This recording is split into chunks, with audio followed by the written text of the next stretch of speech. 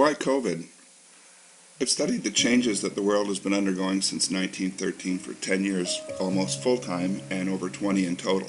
I read and closely studied hundreds of books, including the most well-respected law and philosophy scholars.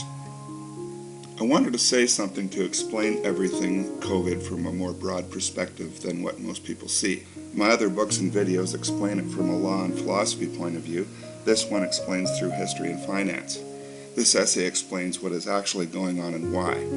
My book that I put on the internet, Assholes and Bullshit, explains the philosophical basis for it.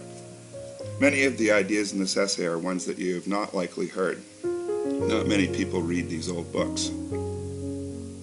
I also thought it might be a good idea to explain all things COVID from a viewpoint of a sexist, homophobic, and anti-vax Holocaust-denying conspiracy theorist. I got this way from reading and thinking, so it's no wonder to me that schools don't teach kids how to read or think anymore.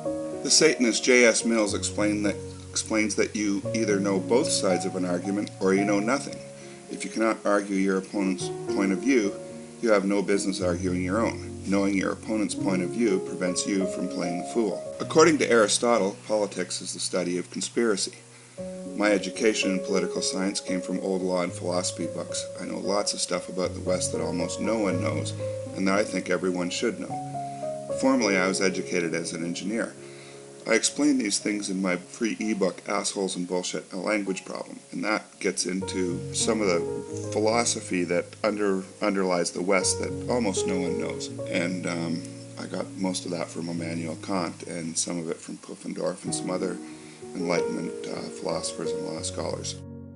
I left engineering and lived off copyrights for 10 years while I studied this, independently of any special interest to direct my inquiries.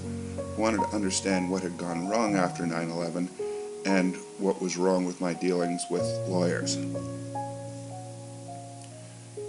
I really saw what Canadian lawyers were all about in 2001, and that was a real wake-up. In my book, I explain that we have been slowly transformed from a juristic and law-based society to an ethical or an elite-directed legal society. No one would want to live in an ethical society, according to Immanuel Kant in Metaphysics of Morals. Essentially, an ethical society is a communist society. It is a satanic society, whereas juristic is dependent on the law. But I get into that more with my book, Assholes and Bullshit, A Language Problem. I believe words are a good practical substitute for bullets. Those who would censor opposing viewpoints do not. Misunderstanding is the seed of most conflict, and free speech could end all wars. No one would want wars if they knew the truth about war. Free speech isn't profitable. Controlled speech gives unfair power and profit. But the world is unfair, and always will be to some extent.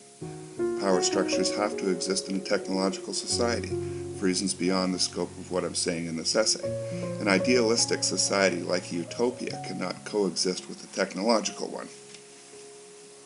What's really strange about COVID is that if you step back for a moment and ask, would anyone, malevolent or benevolent, inject the entire population of the world with a brand new type of experimental injection that has never been tested?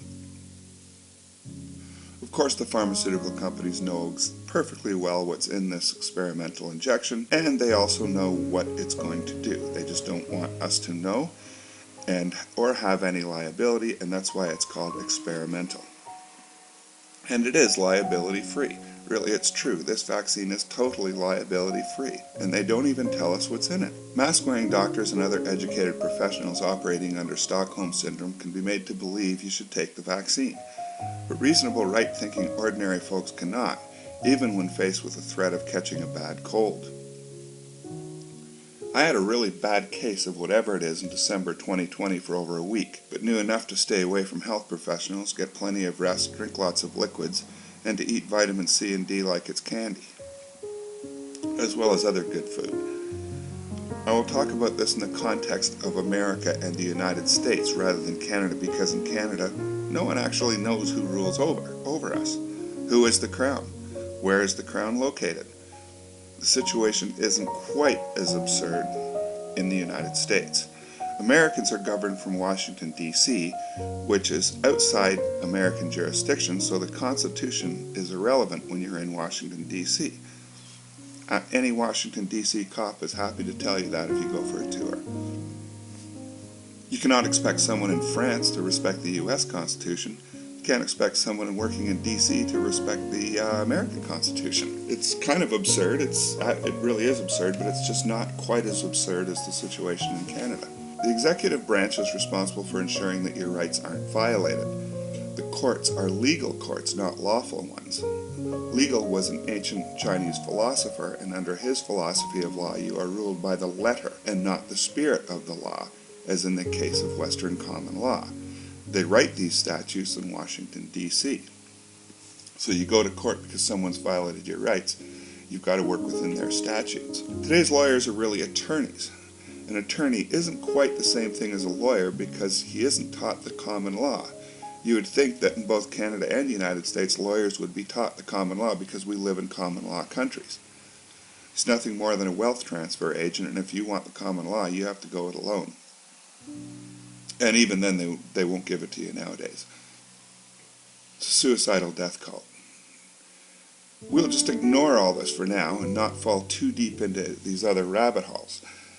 The funny thing is that the whole system is actually obscene. You would think that it was a creation of the devil himself once you get away from the made-for-TV and public education versions of it.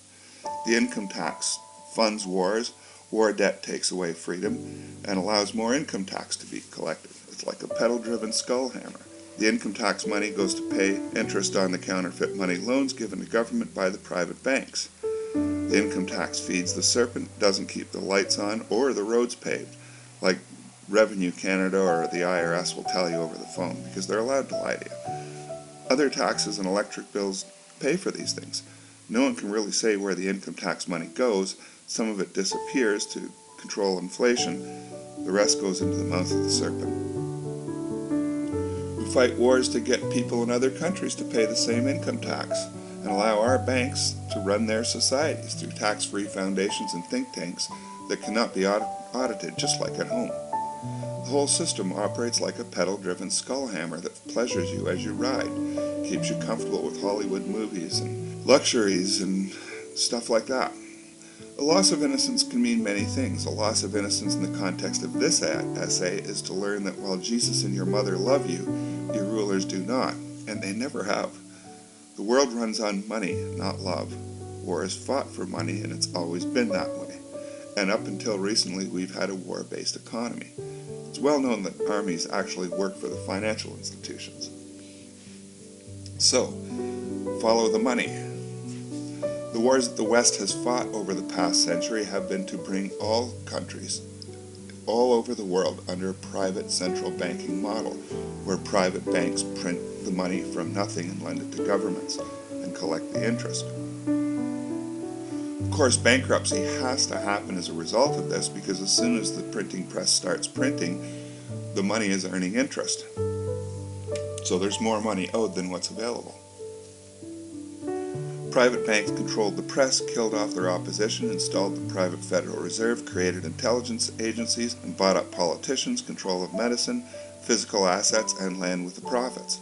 Other private central banks around the world began operating the same way. They hired philosophers, mathematicians, and poets and created private think tanks and tax-free foundations to figure out how to run the world in their own private interest. In 1933, many Western countries declared Chapter 11 bankruptcy. This includes Canada, USA, France, England, Australia, and many others. Germany did not. Governments were allowed to stay in business but operated by parameters set by private banks. Sovereignty ended. The people were under a wooden yoke resulting from a soft communist revolution. Their gold was confiscated. The USSR became recognized as a country, although it was a brutal, cruel, and corrupt communist state. Communist laws are not well known, but should be. Hitler refused the soft communist revolution of the West and kicked the banks out of his country. An economic miracle ensued for Germany, its new national currency, and Germany became a top exporter of high-quality goods. The banks didn't want other countries to follow the example. The controlled press, essentially an extension of the intelligence agencies of the West and the East, set the people to war against Germany through the newspapers. Germany was first attacked by Poland, and Germans were murdered in territory taken from Germany after World War I. This was the Danzig massacre, so that's the thing that really kicked off World War II. This is not part of mainstream history, and neither is the pre-war international boycott of German goods. Germany was bombed into submission over the course of World War II by the Allies and went under the central bank war model after the war. The years following World War II saw many wars and foreign occupations, all with the purpose of bringing every single country in the world under the control of private banks and keeping them there. Extortion and blackmailing leaders have always been the preferred method. If this can't be done, wars ensue, and occupational forces remain there to keep everybody in line after the coup. Western law says that people get a jubilee after 70 years of bankruptcy to the private banks. The debt was to be erased, and control was to go back to sovereign governments. 9/11 happened, and shortly after 9/11, the National Defense Authorization Act and Patriot Act were written into law. Anyone could be picked up off the street and ushered away to a secret offshore prison, no questions asked. All we got from the corporate media was crickets. This prevented leaders from asking the question of the Jubilee in 2003. The country went into hard iron yoke bankruptcy and under the direct control of international communists that financed both the Russian and the Chinese communist revolutions of the past century. History classes in school and on the television are always reminding us of the Holocaust, reinforcing the idea that Hitler hated and persecuted Jews. In actual fact, Hitler was instrumental in getting the Jewish people a homeland, and he had the Star of David on one side of his minted coins. Hitler is made out to be the biggest asshole in all of history by the Bolsheviks of Hollywood, the Bolsheviks of public education, and the Bolsheviks of the corporate news networks. The Russian Bolsheviks murdered between 20 and 60 million Christians last century. Behind their Iron Curtain, Bolsheviks don't count the dead. And we didn't in Iraq either. They were killed not by wholesale, but by retail, one or a few at a time, sometimes with sick and twisted tortures. They had nothing over the Chinese communists in terms of sickness and cruelty and numbers for the Great Leap Forward in China, which was a communist revolution as well. During World War II, the Nazis were welcomed by the Russian people as they took Bolshevik territory during the war. And this was because of the sickness of the Bolsheviks. Women would run in front of trains to avoid them. Communists wouldn't even let Hitler into their club of sickness, even if he actually did everything that they ever said on their control matrix. The Hollywood, the press, and the television. Bears hibernate, beavers build dams, and communists do what communists do. The same thing happens in every hard communist revolution.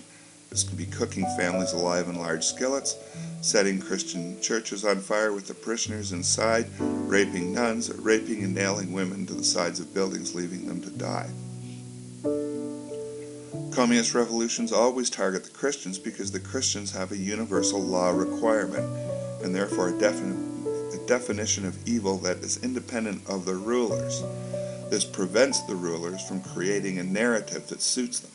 As long as the people have an independent definition of evil from which to judge the rulers are limited in power. Harvard University has a Solzhenitsyn Center, and Solzhenitsyn gave the graduating classes a famous address after being imprisoned in Russia. His life mission was to warn us of the Bolsheviks. Many others have as well.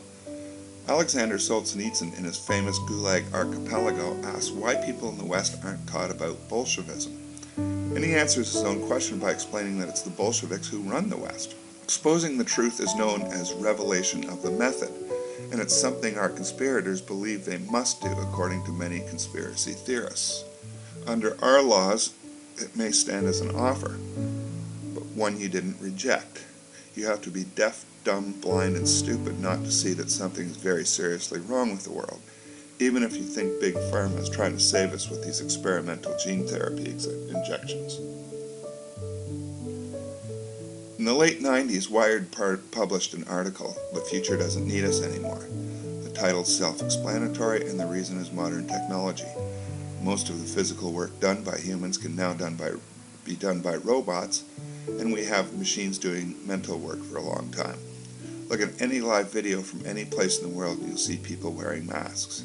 Masks do not protect you from viruses any more than they protect you from smelling farts, and this is well known, especially among mask-wearing doctors. This proves that the world is under the unified control of a very dark force, because the masks are not harmless, especially to children. But you won't hear about that on the news. You have to do your own research. Television programs are exactly that, programs.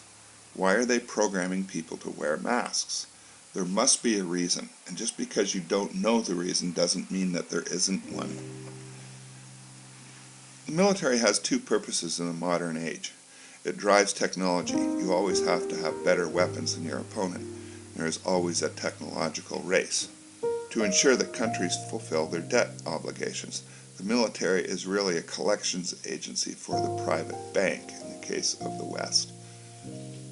All modern technology comes from military and wars. Products can be delivered using drones now. Money will be soon be computer money. Anyone that commits a crime will have access to all the commerce cut off. You'll walk into a police station and not be dragged in or hunted down. Enforcement officers may not be needed anymore. People will get angry enough to start killing law enforcement when they start dragging people out of their homes for medical experiments such as the experimental mRNA injection. Robots do most of the work that's required to maintain the economy. Armies may not be needed anymore. A world war could kill off the armies with Bolshevik banks financing both sides and evenly matched battles planned from behind the veil for maximum destruction. Why COVID? Well, if you were a shepherd and you had 1,000 sheep and you only had a market for 100 of them, what would you have to do with the rest? If you just let the other 900 run free, your remaining 100 would become jealous and tempted and probably would run away and join them. You could not simply feed and keep the remaining 900. What option would you have? In the 1970s, a think tank, the Club of Rome, put out a paper, The Next Global Revolution, about how to deal with this coming technological revolution, and outlined that an environmental scare would be the best way of putting people under submission and justifying a planned decrease in population. Nearly everyone thinks the world is overpopulated, even though a ride in an airplane can show this is far from true. It's a belief held without basis, brought about by the electronic hypnotic repetition of the same dogma over and over again. The man-made climate change hypothesis is even more ridiculous. Any engineer or scientist in the discipline knows that electric cars, windmills, and solar farms do much more damage to the environment than the so-called fossil fuels, and at the very least in terms of carbon dioxide emissions. So the climate change salesmen do not really believe what they're saying. Now, no matter what expert gets on television and starts telling you the earth is warming, we're threatened by climate change, well, they're not acting as if that's true. So no matter how many experts are saying it's true, they're just not acting as if it's actually true. So therefore, it's a scam. Communists are not known for truth-telling. Their synthetic reality is called a narrative. They lose control of this narrative to the extent that it is connected to reality. And over the last 100 years, the narrative has not been connected to reality in any way when you look at any major historical event. Anyone who has seen a $10 per ticket live hypnotist show can attest to the power of hypnosis. And there's no way of explaining how weird and mind-blowing these shows are unless you've seen one. It completely blows your mind. Now imagine what the Pentagon can do with the television. Intellectuals view themselves as immune to this kind of hypnotic brainwashing. There's nothing more retarding than intellectual arrogance, and our society is filled with intellectual arrogance. In the year 2001, 9/11 happened and we did not receive a jubilee, but instead went into Chapter 7 bankruptcy. The international banks now run the countries. Notice how the latest crop of leaders seems much more idiotic than those in the past. Real statesmen, although incredibly corrupt, have been replaced by dope-smoking, bungee-jumping hippies and senile old men. The maximum of law is that a debtor has no rights.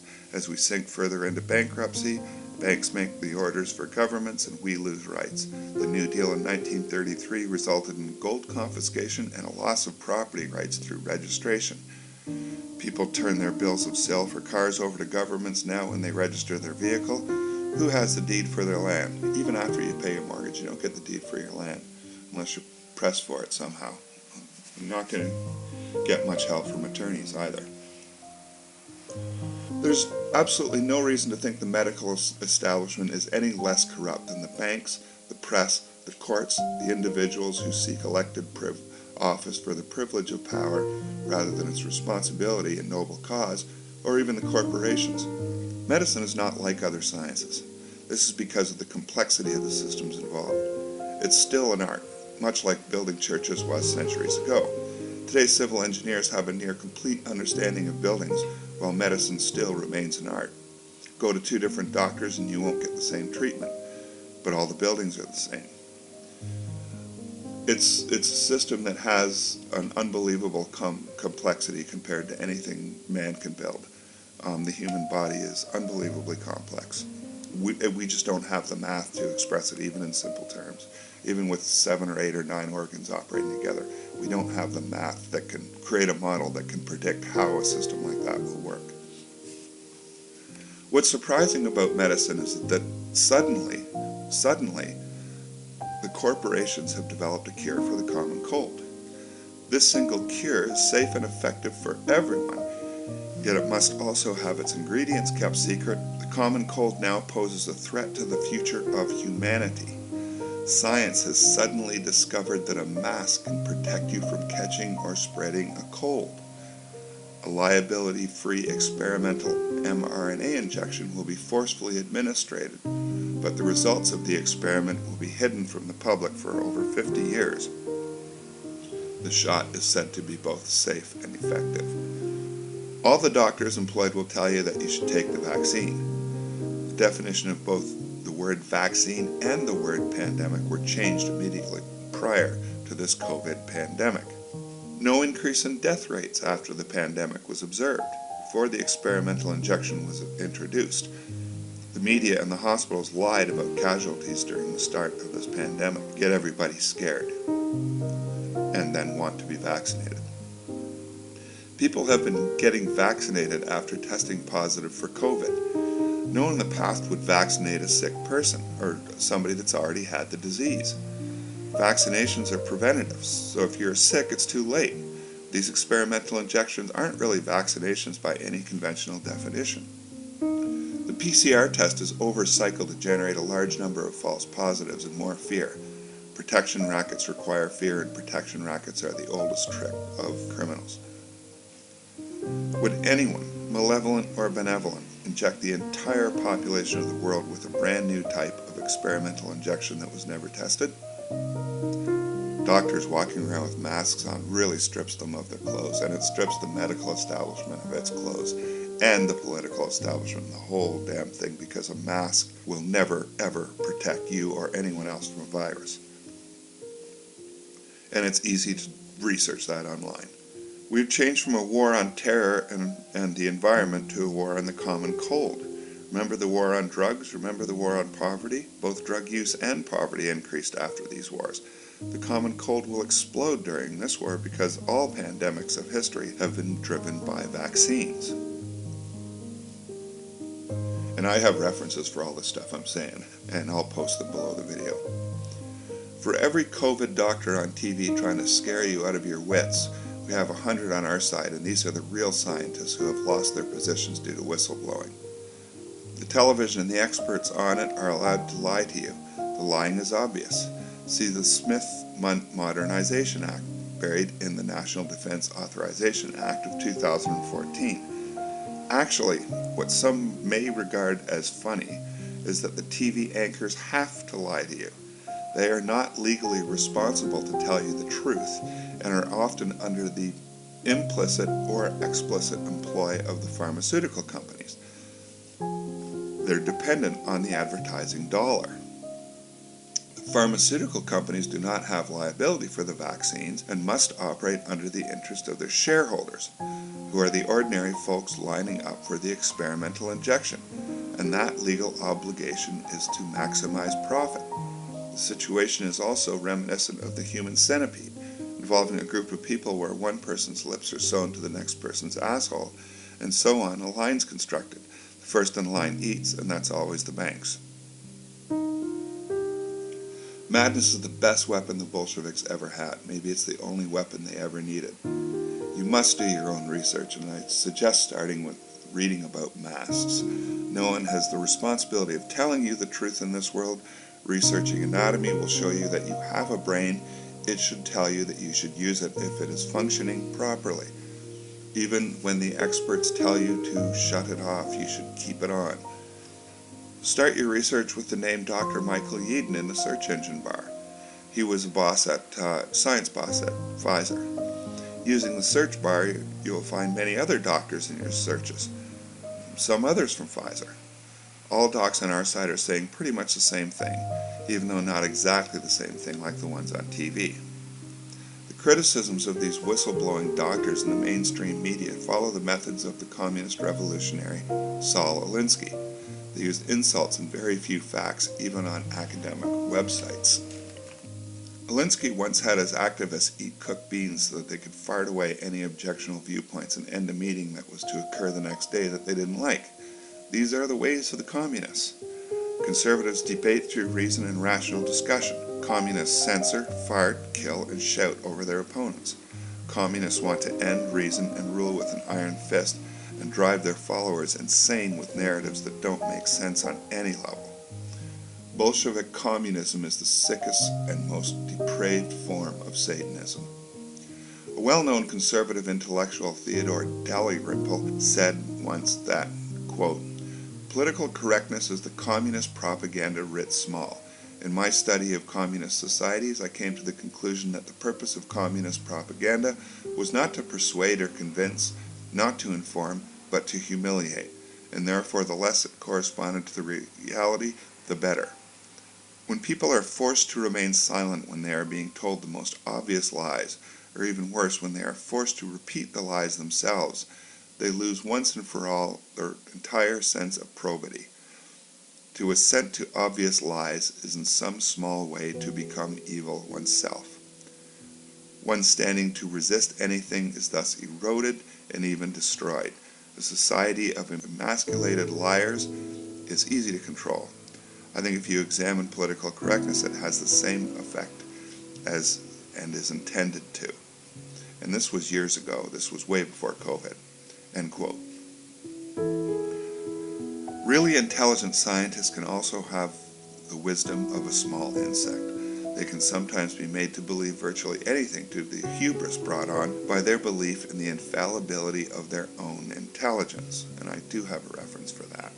It's also well known.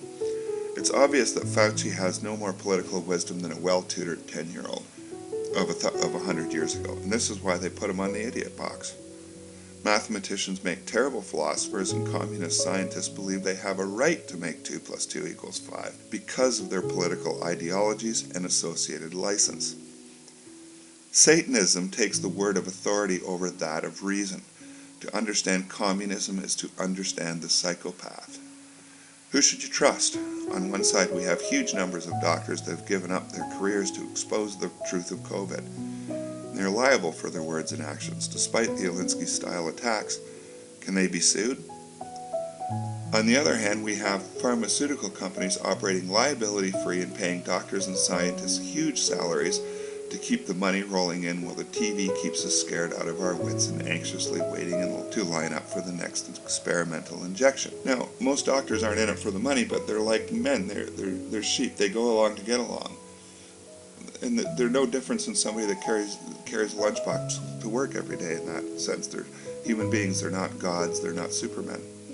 So they fall to peer pressure just as much as anyone else, if not more.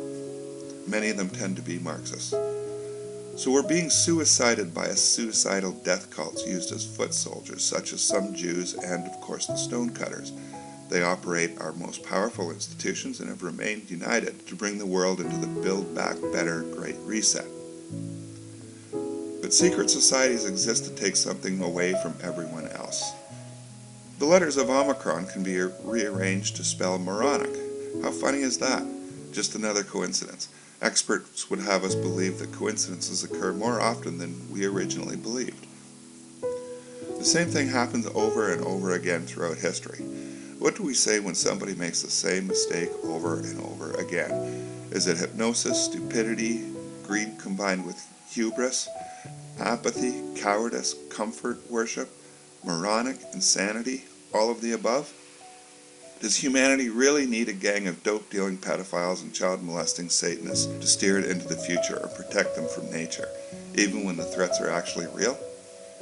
My favorite philosopher is Immanuel Kant. He's one of history's most respected philosophers, a philosopher for philosophers. He's played a huge role in shaping the West and its governing institutions that few people understand. Of course, the schools don't teach this. And if I said that Kant was the second coming of Christ, I wouldn't be the only one, and everybody missed it. Kant was wrong about one thing. He said that people were too smart to fall for this Bavarian conspiracy. At the very root of this problem lies the fact that people don't really know what an asshole is anymore, because they don't have a moral compass. And it's obvious, we keep electing them. They don't know what bullshit is either, because they haven't got the practical experience of thinking or questioning what they are told. The media has told them not to think or question and leave it up to the experts. So I wrote a book explaining a lot of things that everybody should know, but not everybody knows, and it's called Assholes and Bullshit, a language problem, because I get into how our language has changed over the last few hundred years as well. It's all a great big effort to cover up that pesky little thing they call common law, the idea of universal law and peace on earth for mankind. Thank you for listening. And references are going to below this video, and I'll have a print version posted somewhere, linked below as well. Thank you for listening.